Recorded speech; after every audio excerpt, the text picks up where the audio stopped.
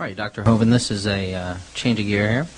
The question is, why do creationists say there was no death before the fall of man? If death of cells is part of life replenishing and renewing itself, for example, skin cells die and new ones grow.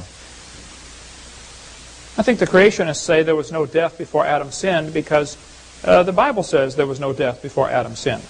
Romans chapter 5 is real clear on the topic, and 1 Corinthians chapter 15. Plus, the Bible teaches in 3 different places God's going to restore the earth like it used to be. People look forward to the millennium, the millennial reign of Christ, when He's going to wipe away all tears, no death, no suffering. If He's going to restore the earth like it used to be, restore it to what? More death and suffering? But according to His teaching, that's what we had to begin with. That's how we got here.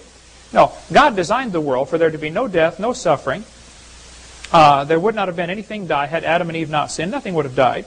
And we cover much more on that on our video 7 about are plants alive? And no, plants are not alive. It's okay to eat a plant. You don't kill it.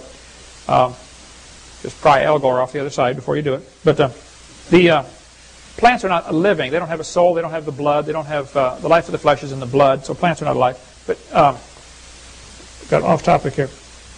Read the question one more time. Yes, sir.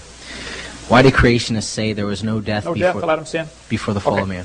It's quite obvious. If God created a world with death, this is a cruel God. Was it God's original plan for the lion to tear the guts out of the zebra and let it slowly suffer and die? And God looked at everything that He made and said it's very good? Today we have a world where, Romans chapter 8, the whole world is groaning and travailing, suffering and pain. The mosquitoes are going around looking for you, but in the meantime they're terrified that a frog is going to find them. Okay? And the frog, while he's waiting for that mosquito, was terrified a snake is going to find him. And the snake is terrified a hawk is going to find him. And the hawk is terrified a mosquito is going to find him. I mean, it's an endless cycle. Everything is living in fear. That is not the way God made it.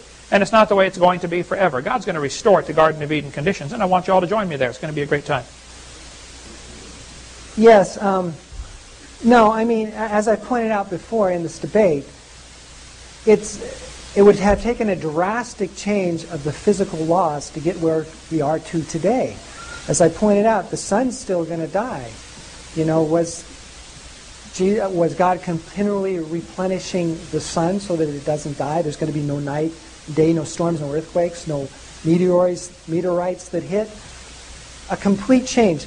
And it just doesn't follow from the laws that we have now, physical laws and common sense. It makes more sense that it happened before the Big Bang, and that's the universe we have now. We have life on other planets. Most likely in suffering before man came into existence. So that explains that. As far, again, I want to just touch on the Bible before, with my remaining time. Again, I would encourage you to go look at my history of the Bible. And it has right here, it's 1611 A.D., the King James Bible printed originally with all 80 books. The Apocrypha was officially removed in 1885, leaving only 66 books. And you can go through and read some of the various publications of that book, of this history of the Bible. Not to discount Dr. Rasmussen's teaching on the Bible, but nevertheless, many Christians use the Bible with all 80 books. And you can go over the history here. Hitler is not evolution in the same way that the Inquisition is not Christianity. You can't point out one aberration and say, well, you know, that's what evolution is, or evolution couldn't have happened because Hitler used it in an incorrect manner. In the same way that you can't say that about the Inquisition and Christianity. Christianity, by the way, evolution is truth. We learn about the physical and the spiritual universe. We put them together. We grow in our spiritual maturity in our understanding science.